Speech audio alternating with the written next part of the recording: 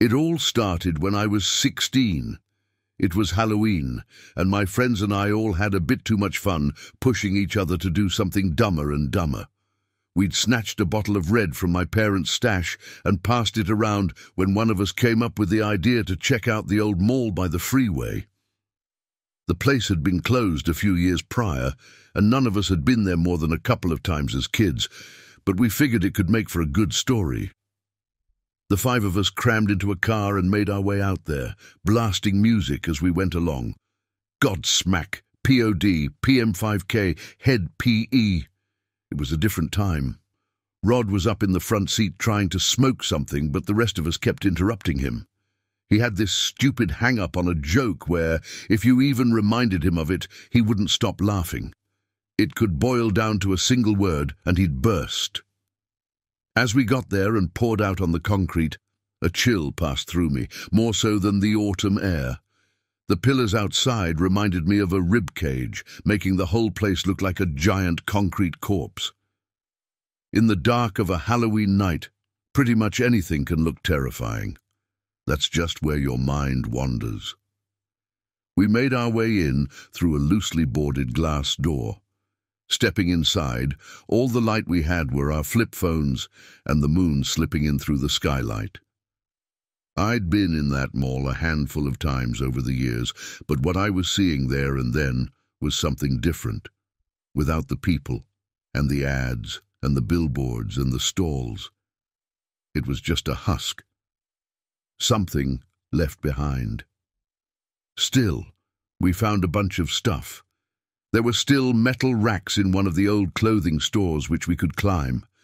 There was a counter at the old sandwich place where we could pretend to take orders. There were windows to break, and these huge, empty spaces where our voices would carry all throughout the building. The only place that held some sort of reverence to us was the toy store on the 2nd floor. That had once been the center of our attention. We were still just 16, and most of us remembered a time when we would beg our parents for a trip there. It had been the biggest toy store in our world, and there was always something new to look at. But seeing it then and there, it was just as dead as the rest of the place. Not even the sign remained. As the others made their way inside, I split off to take a walk, lighting up the hall with my phone. They mocked me on my way, saying whoever splits off the group is always the first to die in horror movies. Hilarious. I went past what remained of the old stores. The gift shop, the flower boutique, the bookstore. I could almost see them, but only in my mind. Now it was all concrete and cheap sandstone tiling. The place wasn't even old enough to be dusty yet, remaining in this sort of space between living and dead, like a man on life support. It'd only take the flip of a switch, and this whole place would come alive, ready to welcome people back. But of course, that wouldn't happen. Then, at the end of the hall, I came to a full stop. It turns out, we weren't the first people with the idea to come here. There was a resting area in the far back, a sort of alcove. Benches set around an empty space where stalls were supposed to be, all centered around this massive red marble column. I called the others over. They had to see this. My voice easily carried all the way across the mall, and the others came running. Someone had been here. They'd flipped all the benches onto their backs and placed several pots and planters in a circle around the column. Hell, they even planted something. I could see little blue sprouts poking up. But the freakiest thing was the column itself. They'd taken the old mall posters and plastered the thing with them. These posters were just the picture of a smiling middle-aged woman dressed in a sort of 50s attire. A generic yellow sundress with little white flowers on it. She also had the most generic stock photo smile you could imagine. To her right, on every poster, was a cartoonish speech bubble. They were just old sayings, bordering on clichés. Like Mama used to make 'em. The more the merrier. Happily ever after. But the freaky thing was not the posters themselves, but what had been done to them. Someone had burned out the eyes, leaving them covered in scorch marks. With the red marble in the back, my brain sort of short-circuited, making me think I was looking into her empty eye sockets, seeing the gore behind the eyes. It was unsettling and probably intentional. They'd also modified some of the sayings, crossing out certain words, like Mama used to make 'em. The more, the merrier. Happily ever after. It was unsettling. Some of us caught the Halloween vibe of it, thinking it fit perfectly with what we were up to. Others could sense it, like me, that this wasn't just a fun thing someone did for shits and giggles. This was deranged. It must have taken hours to arrange this sort of scene, and we couldn't imagine a good reason to do it. "That's Lady Lockley," said Rod, pointing up at the posters. "I had a crush on her. Looks like my babysitter." "She's like 50, I added. "Still got a great rack." The others agreed. It was funny, but I couldn't bring myself to laugh. This felt like rot. In the same way that a corpse decays, this was the way old buildings decayed. It made me feel filthy, like I was some kind of bacteria, infecting this place and breaking it down. Corrupting it. Digesting it. I felt sorry for Lady Lockley. She deserved better, a happily ever after. Once we got bored of wandering around, we made our way back to the entrance on the other side of the building. One of the guys squealed in delight. He'd found a ball pit. Looking at it, it was clear that this thing wasn't sanitary. We could hear something moving in it, probably rats. Part of the ceiling had collapsed, leaving a dead wire hanging like an open nerve, and the whole place was covered in a thin layer of concrete dust. "Someone's got to go in," they said. "We ain't leaving until someone goes in." "Not me," I added. "No way." And that settled it. I was the first to decline. I had to be the first to go in, no matter if I wanted to or not. The others grabbed me and pushed me into the deep end, face first. Plastic balls rattled against my ears. I was fully prepared to be drenched in rat piss and bites, but nothing happened. There was concrete dust covering my scalp and forehead, but apart from that, I was fine. It tickled my nose a bit. The pit was deep enough to reach about halfway up my body, but I'd sunk to the bottom. I could feel the rubber flooring against my cheek. The others were lighting me up with their phones. The lights coming through the balls made a sort of kaleidoscope of pastel colors, stretching the shadows out into long, distorted shapes. As I struggled to regain my balance, I fumbled around with my hands, trying instinctively to grab something. But instead, something grabbed me. It was only a silhouette, a face, somewhere in the swirl of colors. The shape of a head with two holes where the eyes were supposed to be. It gasped excitedly. Even from a distance, I could taste the ammonia on its breath. Its icy fingers interlocked with mine, wanting to bring me closer. I recoiled, shaking my head. I think I let out a scream, but I don't remember doing it. My pulse shot through the roof as I forced myself back to my feet, scrambling to get back to the others. They were laughing their asses off, thinking I was just surprised. As my head breached the surface, they were standing in a half circle, shining their lights at me. Of course, there was nothing in the ball pit. I wiped my dusty hair and prepared myself to drag one or two of them down there with me. But something in the air changed. Their faces went from gleeful joy to careful curiosity, to worry, turning back towards the pit. I could see why. On the side of every ball in the ball pit was an eye, lovingly hand-painted with a Sharpie. The others helped me up and tried to diffuse the tension with puns and jabs. It didn't take long for the chill to leave our spines, but it took me the longest. Looking down at my hand, I felt cold, like something had really touched me, something just as real as that mall and the people who'd invaded it. We left shortly after, taking the car back to town, blasting our music again. We filled the rest of the night with more stolen wine, games, dares, and laughs. But something in me had changed. I couldn't let go of that image of Lady Lockley and the red marble in the back of her head. Through every chuckle and every smile, that feeling held me back. Something had changed. Forever.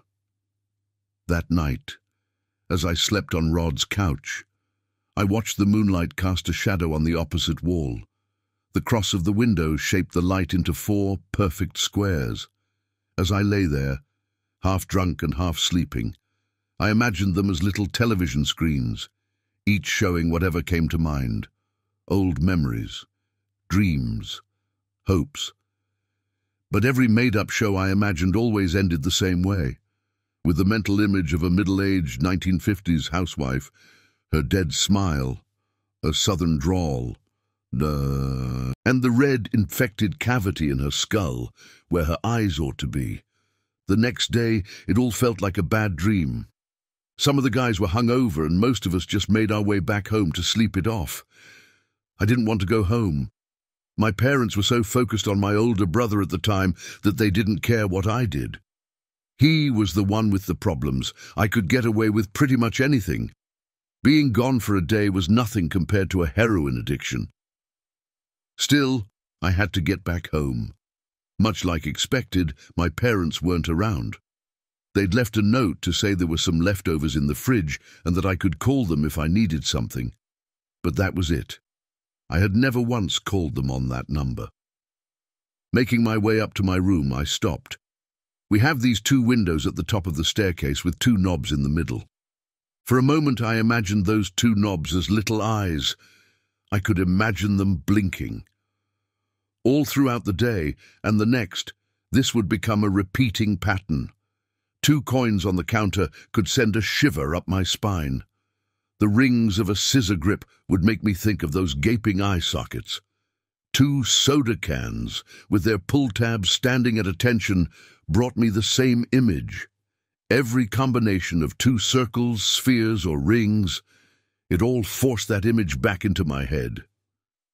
That joyless smile of Lady Lockley and her icy fingers interlocking with mine, bringing me closer. It came to a point where people started to notice. For example, when I had dinner with my parents, they had a beer each. The bottles were right next to one another, and the top of the bottles formed these 2 holes. It took me a while to notice, but when I did, I couldn't stop thinking about it. It physically made me itch, and I had this intense need to separate them.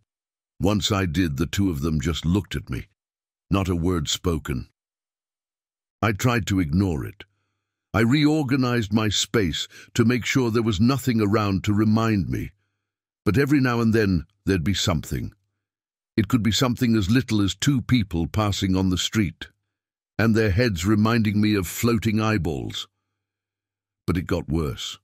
Once, as I stepped out of the shower, I spotted myself in the mirror. Even seeing my own eyes looking back at me sent me into this spiraling anxiety. I could imagine myself eyeless, with that infected red cavity in the back of my skull. I could see it. I could see it to the point where I convinced myself that it was true, that I had no eyes to begin with. My eyes would close, and I couldn't bring myself to open them. I would try to pry them open with my fingers, kneeling on the cold bathroom tiles, but it wouldn't work. Nothing would. "Come on," I'd cry. "Come the fuck on." But it just wouldn't work. It was so infuriating that it tickled the back of my brain into a joyless smile. The same kind of smile that Lady Lockley wore on those posters. No one else was suffering from this. I had no one to talk to. and no one would understand why I was feeling that way. It was impossible to describe, and to a group of guys who mostly talked about women and games, there wouldn't be much interest in mental health. So I decided I'd do something about it myself. Much like exposure therapy, I had to go back. I was going to tear down every poster, set fire to the fucking ball pit, and prove to myself that there was nothing to fear. I was going to destroy it, and with it Lady Lockley. I was going to break those icy fingers and stare into her eyeless face, unflinching. I had this crappy moped that I'd saved up for one summer. Enough time had passed for the first Minnesota snow to fall, so I had to be careful not to slip and slide.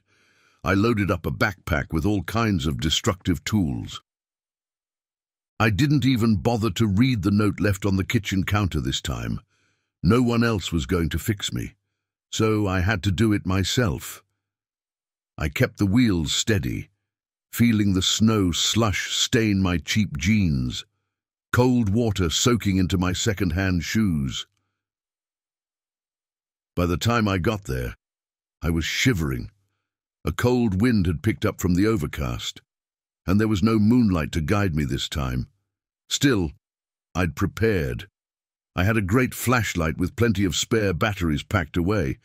My dad had this battery box in the garage, full of whatever kind he might possibly need. I brought the whole thing. I made my way inside through the loosely boarded-up doors. The place felt warmer, but maybe it was just me being angry. I had this frustration pent up in me, forcing me forward. I went past all the hollow shops, the broken benches, the empty planters, and the dry fountain. I climbed up the dead escalator and followed the familiar shops towards the resting area. I could see the red marble column from afar, sticking out like a sore nerve, the posters plastered to it like a band-aid to an open wound. My footsteps echoed as I made my way closer, clutching the flashlight harder. There were little sprouts in the pots and planters now, some with a little blue bud. Others had barely poked through the dirt. One had grown quite tall. There were more posters now. Some had been stuck to the walls. Others lay strewn about on the floor. Someone had been there recently. I could tell. A few chairs from one of the downstairs restaurants had been dragged up there and smashed, forming a kind of plastic half-circle across the floor. It didn't matter to me. This was all going to burn either way. I put down my backpack and brought out a bottle of gasoline. My dad always kept a spare can in the garage, but I didn't want to bring the whole thing, so I just filled up 3 plastic bottles instead. I unscrewed the top and just started chucking it at the column, tainting the posters. They were made with some kind of plastic that didn't react well to gasoline, making part of the ink melt a little, making Lady Lockley's smile into a frown, and then a garbled mess.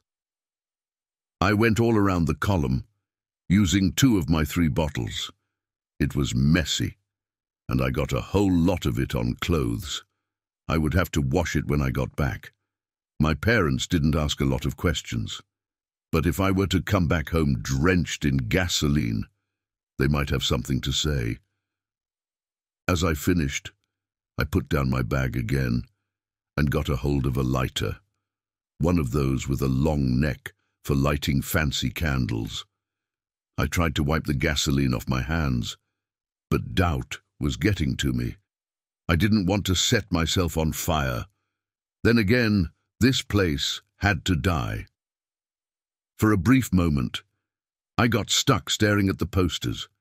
Even with the ink melting off, the holes remained. Dozens of empty eye sockets staring back at me, some with a barely human face attached. Some were relatively unscathed, still carrying the various slogans and sayings of Lady Lockley. There was even a fully intact Happily Ever After poster smiling back at me. I put away my flashlight letting the darkness of the place overwhelm me. The overcast was doing me no favors. I held the lighter up, inched closer, and clicked it. A single light in the dark. But something was wrong. A chill worked its way across my right cheek, making me squint. Then, a breath of air. The light disappeared, and my nostrils were assaulted by the sudden smell of ammonia. And right behind me, grazing my cheek, was something cold, something that was gently placing its fingers on my left shoulder, inching up towards my neck. I bent down, snatched up my flashlight, and turned around. The cone of light swayed back and forth, finding nothing as I backed away. My feet were stepping on their own, seemingly out of my control. My lungs felt stiff, like I couldn't push any air into them. There were puffs of smoke with every little forced, panting breath. I wasn't alone. I didn't even think about how far I backed up until my back hit the red marble pillar. I just stood there, frozen. I could feel the eyeless holes turning towards me, judging me, waiting for me to turn around. Something was running down my arm. It made its way all the way to my fingers. I looked down only to see fresh blood. Droplets formed at the edge of my fingertips, pooling up and dropping to the floor. The back of my head felt wet. Same with the back of my pants and jacket. I carefully stepped away and turned to face the pillar. Blood. It wasn't just red marble, it was bleeding. The gasoline had made the posters slip off, falling to the floor one by one, leaving the pillar raw and unprotected. Little pools of blood ran across the floor.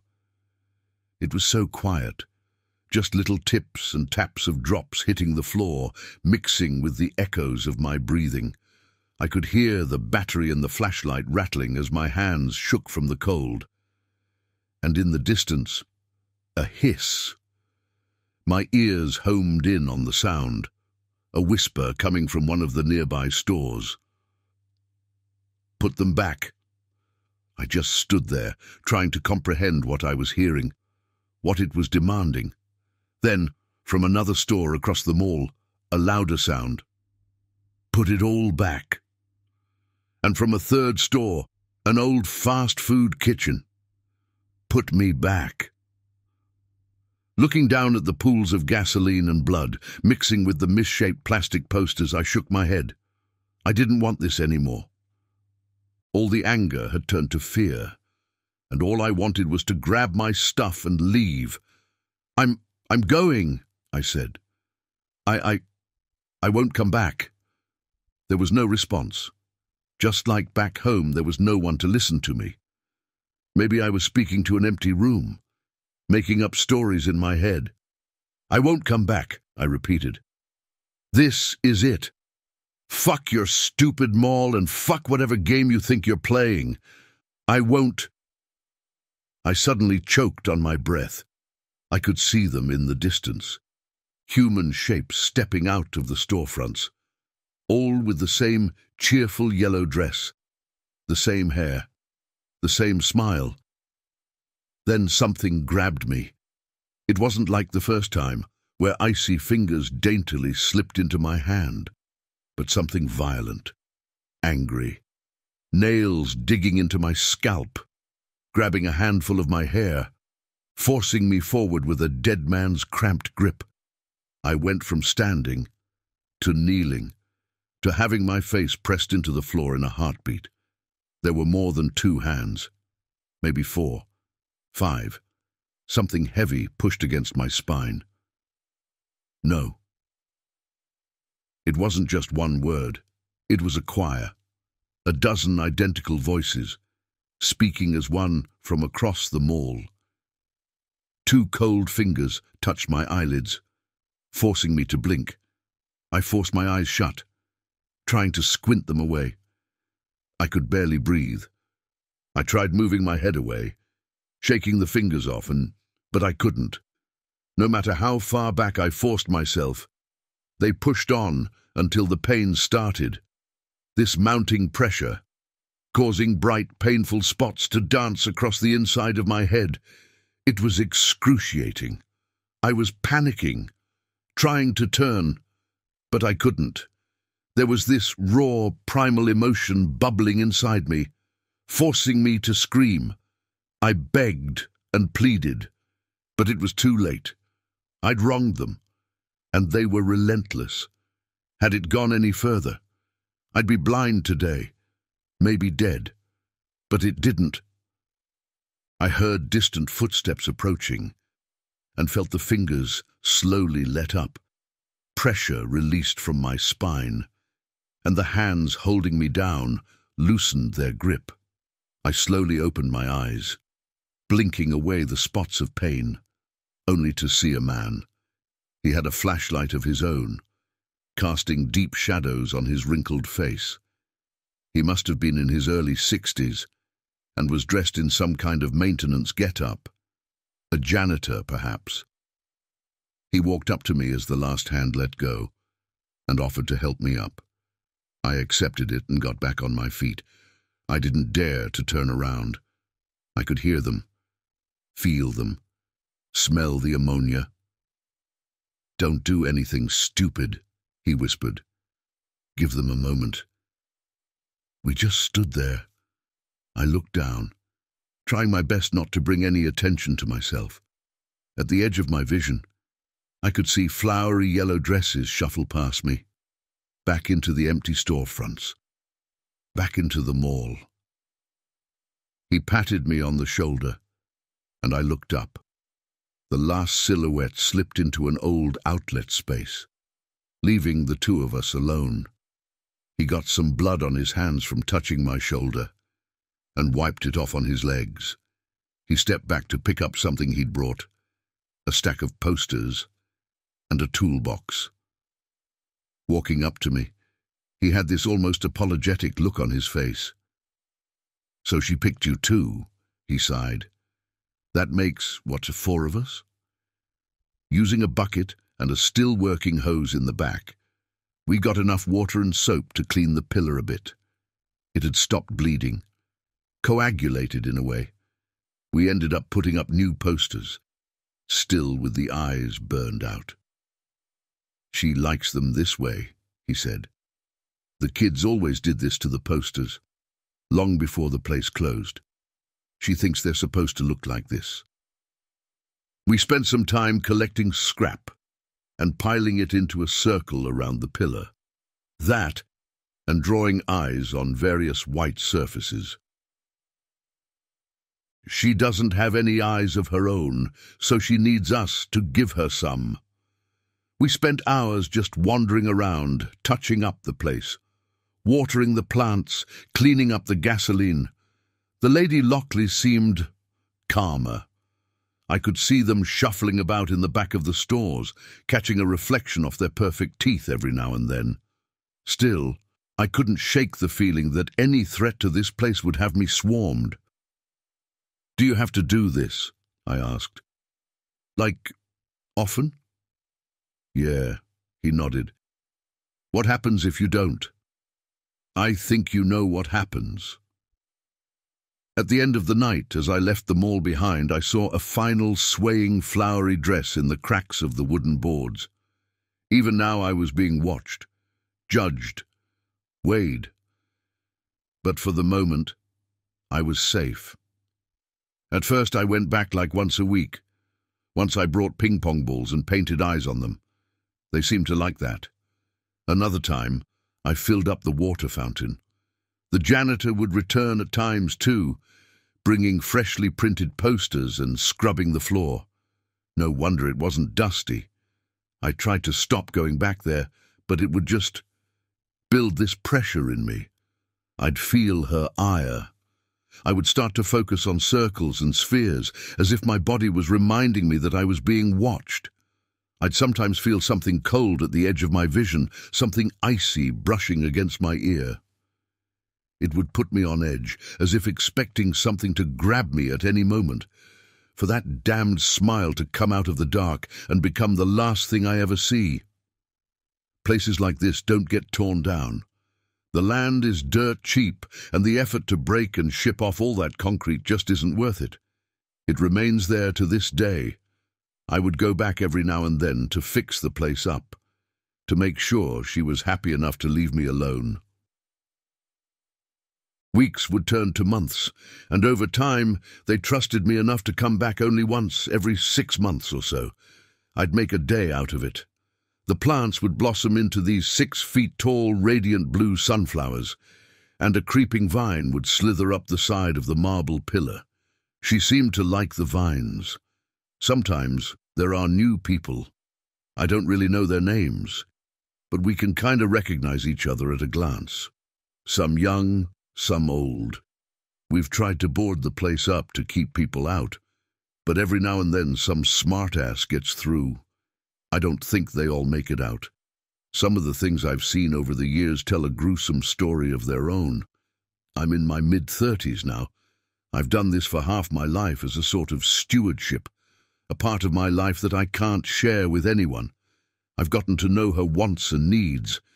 There is a personality there, an intelligence. Sometimes they can get these strange whims. I once saw one of them trying to break through the loose boards, only to be dragged away by the others. I've seen them gently caress the leaves of the sunflowers. I've seen them dance on tables, walk hand in hand down the empty walkways, and once, just staring up at the moon, I think she's like an immune system, like something remaining to stop the decay. This building has been closed for decades, but from looking at it, you couldn't tell.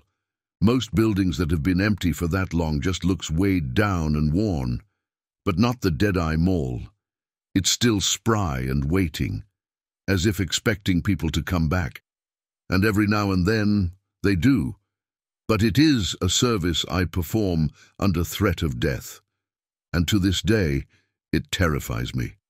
While I'm not as bothered by circles or rings, I still have this feeling that I should be, like I shouldn't be normalizing this. I shouldn't have to compromise to something unnatural and otherworldly, but I just don't know what the alternative is. I have this feeling that sooner or later she'll turn to me, dissatisfied, and that day she'll interlock her fingers with mine and drag me to a dark place I can't come back from, ever after.